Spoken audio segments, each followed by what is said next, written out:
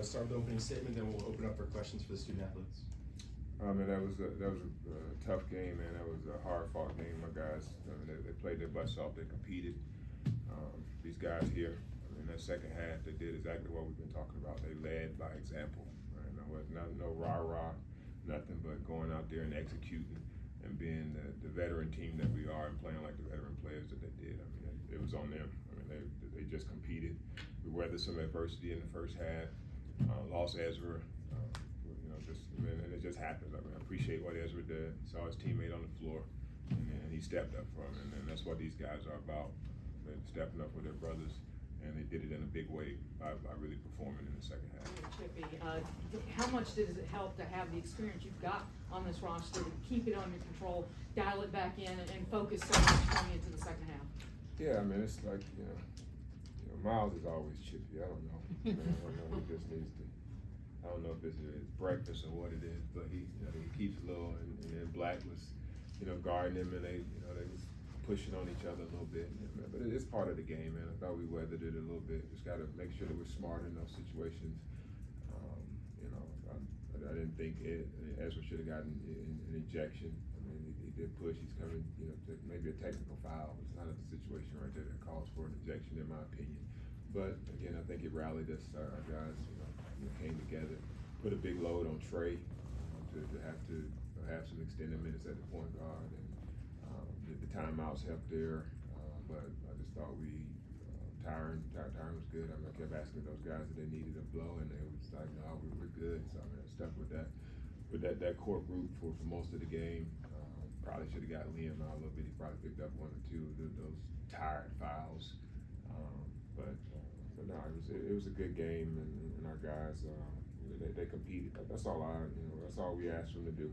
Just come out and compete hard. Leave it all out there on both ends, and we'll live with the results. And you can see what the results are when we do that, and make a few shots. I mean, that's at the end of the day, you can do all of the great things. You can be a great teammate. You can be whatever, but you got to perform.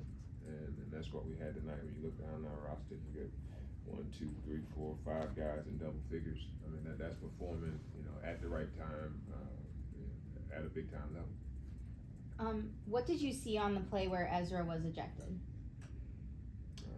I didn't really see it. I just saw that he was. I think he kind of pushed the guy because the guy was standing on Q's foot. That's what they told me. I haven't really seen it all yet, but they said that he pushed him a little bit, then somebody pushed him in the back. So I was like, where is their technical foul? Where is, Black foul for kind of, instigating it all. So, but that's kind of how it goes. The second guy is always the one that gets hit. So we just got to be smart in that situation, and again, just let our play and our poise speak for themselves. This team had been close at Missouri, had the halftime lead at Tennessee, and you got Alabama coming in. How important is it to one, get this win and hopefully try to now build on this and get some momentum going? Yeah, just thankful there wasn't any goaltenders today. You know what I'm saying? That might have helped us out a little bit. two key ones hurt us in those last 2 games, but again, like I said, there's so many things that we have to do to control our own destiny. So it's never about the officials. It's never about the call here, call there.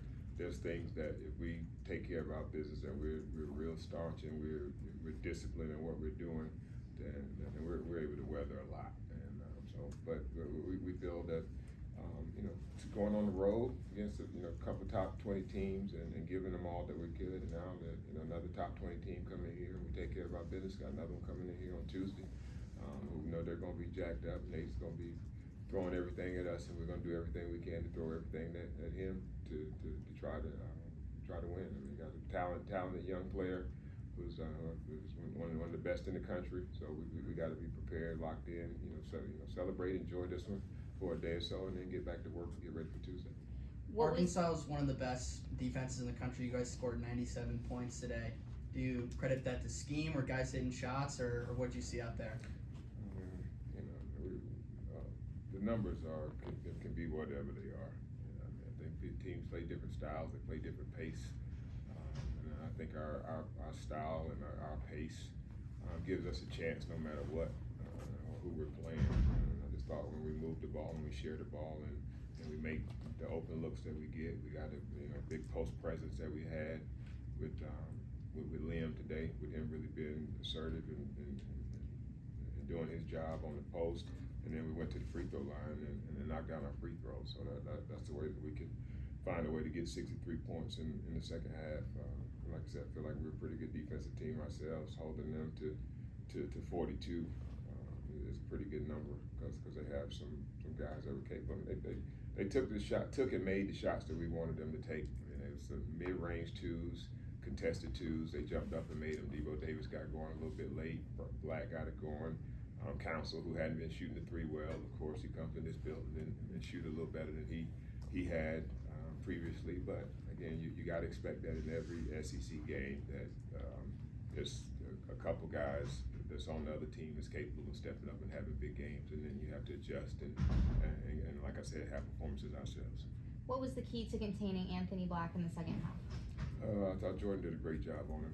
We tried to save Jordan a little bit so he doesn't pick up any cheap fouls, guarding those key matchups early on. But we do like to, in that almost at the fourth interval, somewhere between 10, the last 10 minutes of the game, last 15 minutes of the game, try to use him because he has good hands, good feet, and he just really takes the challenge. And I think that was the challenge that I put forth to that group that was out there. Man, we're older than this team. It's time for our leadership and our tenure to start showing up and winning games for us. I mean, as talented as that team is, it's young guys out there. Let's show our experience, and I thought they did a great job of doing that. After a moment like in the end of the first half or like the VCU game, it seems your team has always fought back, and I think I actually asked you this after VCU, but now it's a little bit of a different feel. What does that say about your team that they just come out and play like they did early in the first half and storm back? Yeah, man, I think we just got to play hard and do it all the time. I mean, it's just about being consistent, having that competitive fire. The best teams are player-led teams. I mean, we've given them the foundation, we've given them the system. They have a total understanding. I don't even have to sit in the film session and all those guys can tell you exactly what we did wrong on a possession because they know our schemes, they know how we do it. Now we just got to go out and do it, got to go out and execute. And I think that's on our older guys to do that and lead by example. I expect Noah Shelby and I expect Colin Smith and Lee Dort to make mistakes. I don't expect those mistakes to be from guys that have been in our program for 3 or 4 years, and that's been happening a little bit. But I think having some heart-to-heart and having some meeting of the minds, we got some great production in that department today, and hopefully that's something that can carry on and to propel us to get to put a little streak together, get us some separation and show the type of basketball that we're capable of playing.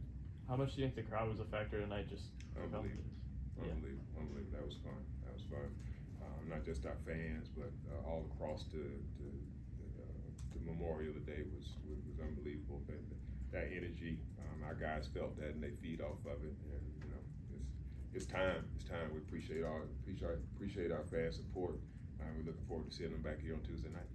What was the key to Trey's success in the second half? Trey doesn't lose confidence. Shot, come and go sometimes. He had a little bit of a streaky shooter, but I just thought, I think that he had a good rhythm because it wasn't in the sub. He didn't have to look over his shoulder to see if anybody was coming to sub for him.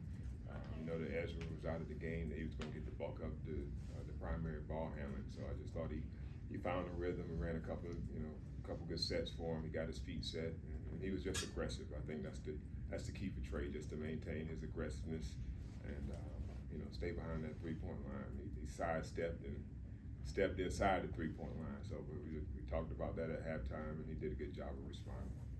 At halftime, how do you balance kind of that player-led emotion that Jordan and Liam talked about and trying to recenter everyone in such a chippy game? Well, no, by the time that I come in here, they already settled down. So I mean, I think it's again, it's an older group and an older team.